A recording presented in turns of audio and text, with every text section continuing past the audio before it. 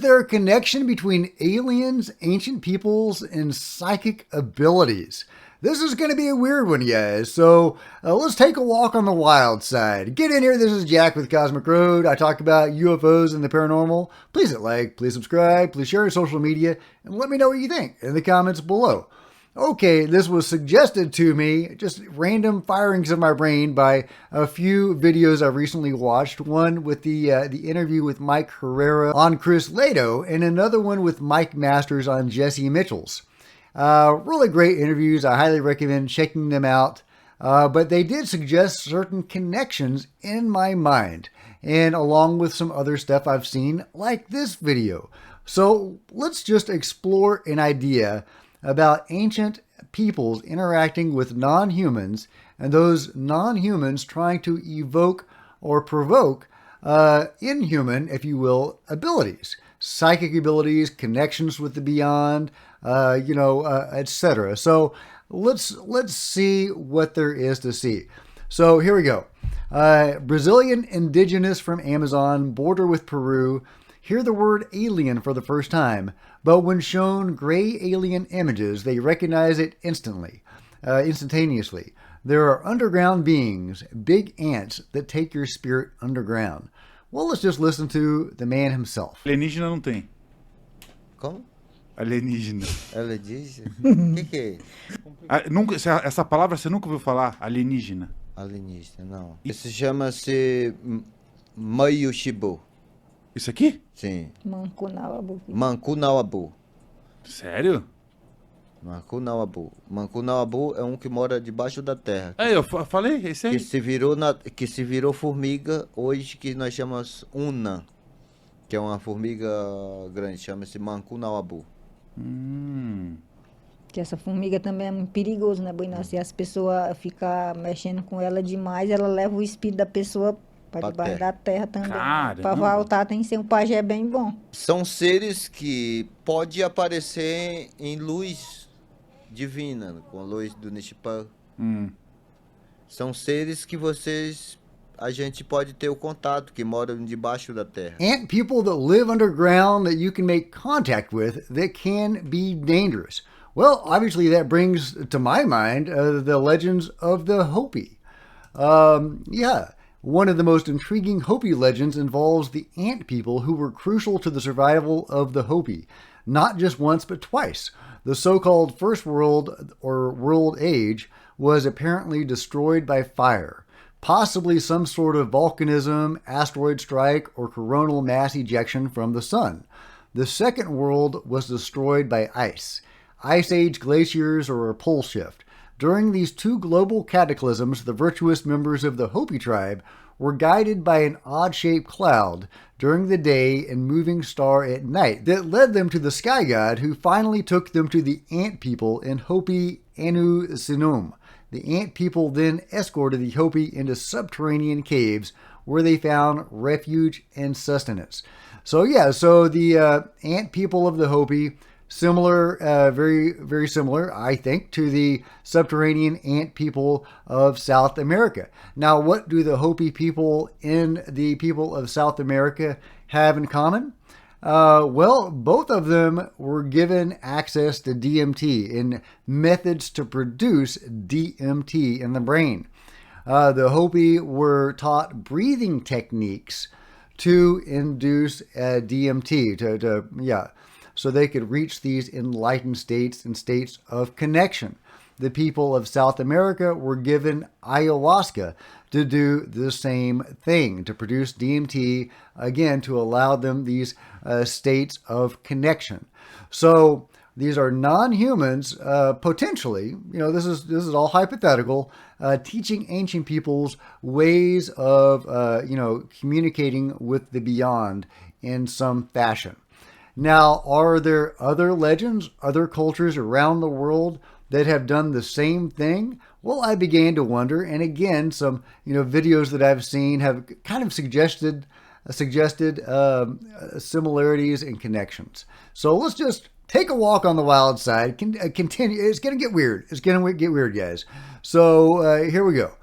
All right. Yes, indeed. The Aborigines of Australia were apparently interacting with the beings. That's right, we've got depictions of what looks like what you might call them ant people, gray aliens, whatever, of the beings in Australia from these Aboriginals. Now, the Aboriginals, some of them had an interesting to most of us probably very distasteful practice called skull binding or head binding. The certain people in South America also practice the same thing. There are, here's a list of different cultures that practice this, from Borneo to Africa to France. It was a widespread practice of skull binding.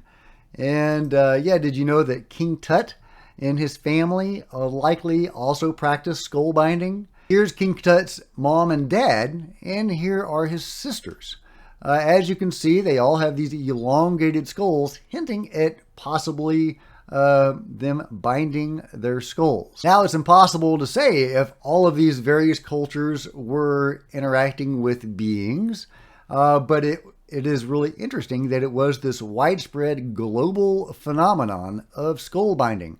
How did they all arrive at this weird, cultural institution independently? Were they all interacting with beings that may have instructed them to do this? I was recently watching this great interview with Mike Masters on the Jesse Mitchell's channel, and a great interview. I highly recommend you watching it. But he also talked about skull binding and about how the ancients believed that their ancestors were interacting with gods who told them to do this to be more like them. Now, when I first heard about skull binding, I assumed that it was ancient peoples trying to emulate these non-humans with the skull binding, more of an aesthetic thing. And that could very well be what it is. That could totally be what it was. It could be nothing more than that. But it is very interesting that in other parts of the world, in Hopi and the Hopis and the people of South America, that beings were instructing them to, in ways to connect to the beyond. So could other non-humans, or maybe even potentially the same group of non-humans, been working with different groups to also enable them to have non-human abilities or possibly heightened human abilities? Here's a post on Reddit talking about psychic ability that was brought on as a result of head trauma. Now, I don't know if that's true or if that's a thing or not, but it's certainly interesting. And it goes along with this. Gary Nolan has said that experiencers have a denser caudate putamen, the area of the brain, and this creates in them heightened perception, psychic abilities, if you will. That's right, part of their brain is actually denser in these experiencers, and it seems to grant them these abilities. So, you may see where I'm going with this. Could head binding, compressing one's skull, be an effort to make the caudate putamen denser? Could this actually have some effect, or could this have been a goal? Now, I am in no way defending head binding. I think it's an abhorrent and distasteful custom, and it's just awful. And again, I am in no way defending it. But it is interesting that at least in the case of the Aborigines, they do seem to have been interacting with non-humans, and they did practice this custom. And it was such a widespread global phenomenon, to me, hinting at possible non-human intervention, trying to get different peoples to have these abilities. Now, I'm not saying I believe this to be the case. I'm not saying you should believe this to be the case. This is just a thought experiment. I am just throwing this out there. You got to throw stuff out to see if it sticks. Now, again, I'm not saying that this is why bindings were done or that it worked. Indeed, I haven't heard about these peoples having any greater psychic abilities than anybody else or any other special abilities than the average population. So I don't know if this was a functional device or not, if it was even a thing, and it, very likely wasn't. But just as a thought experiment, what if it was, and the aliens or the non-humans were trying to get people to have increased ability, and maybe it was a failed experiment, and after that, they began their abductions in more earnest and with genetic modifications. Because as we, know, if you have studied alien abductions at all, it's usually a generational thing from, one parent to their children, to their children, and so on. Throughout the generations, we don't know how far back it goes. I mean, it could go back to the beginning of humanity. Did the beings create us? It's entirely possible. Have they been tweaking our genes all this time? Entirely possible. But just as, to continue this thought experiment, what if their head binding experiment to give people enhanced abilities failed?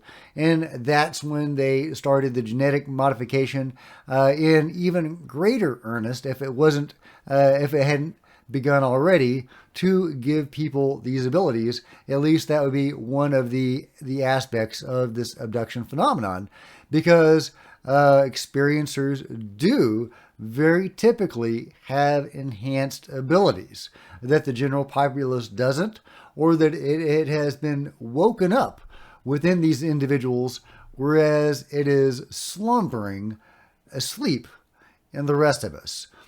It can be awakened, and there are ways to awaken it: meditation, attunements, practice, etc.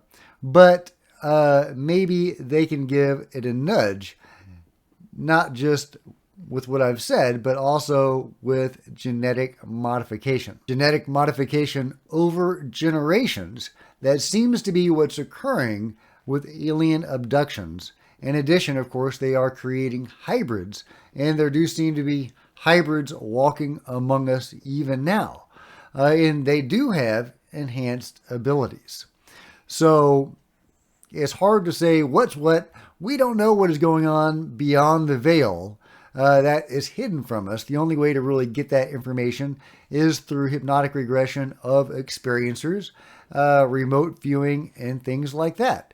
Near-death experiences can give us some insight into some of this as well.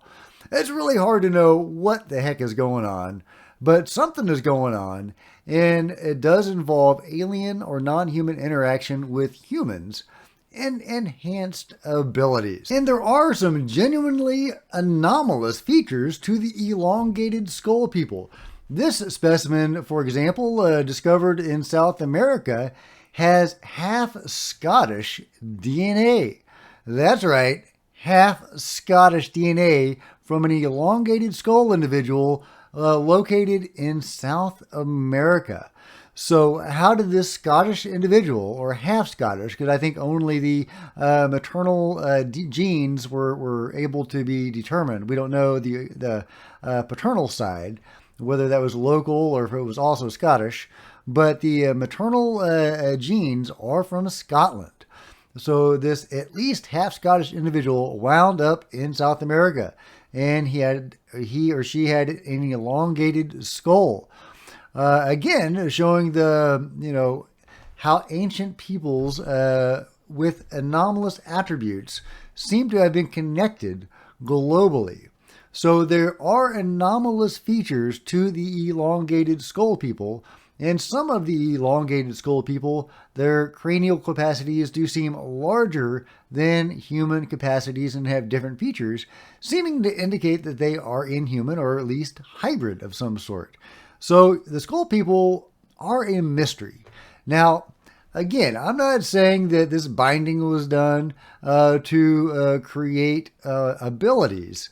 I'm just throwing that out there as a thought experiment, as an idea, probably my own rational mind trying to justify what I consider a rather unpleasant procedure in practice.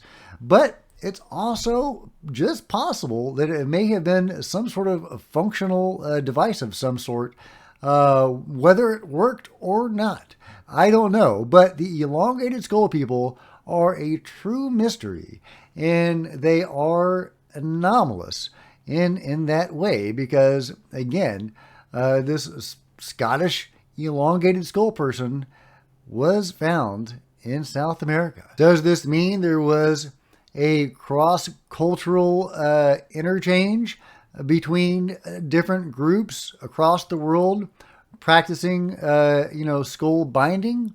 Or was this simply an explorer that wound up in South America and him or her or their descendants were co-opted into this practice? We just don't know, but it is certainly intriguing and food for thought. So let me know what you think about all this craziness in the comments below. Have I lost the plot? Have I gone off the deep end? Again, this is just a thought experiment. I'm not saying this is what happened. I'm just throwing this out there, guys. So let me know what you think about it all in the comments below. And if you've enjoyed this video, please give me a big thumbs up. I sure appreciate it. Smash the subscribe button and the bell to be notified of future videos. You don't want to miss a thing. Join me on social media. There's Facebook and Twitter links below. Love to see you guys there. If you wanted to support Cosmic Road in an even bigger way, please consider grabbing a coffee mug or a t-shirt. See the merch store below, or becoming a channel member, because channel members are rock stars, and I really appreciate you guys' support. Thank you. Meanwhile, there are plenty of other videos to check out on the channel, and I'll see you guys next time. This is Jack with Cosmic Road, signing out.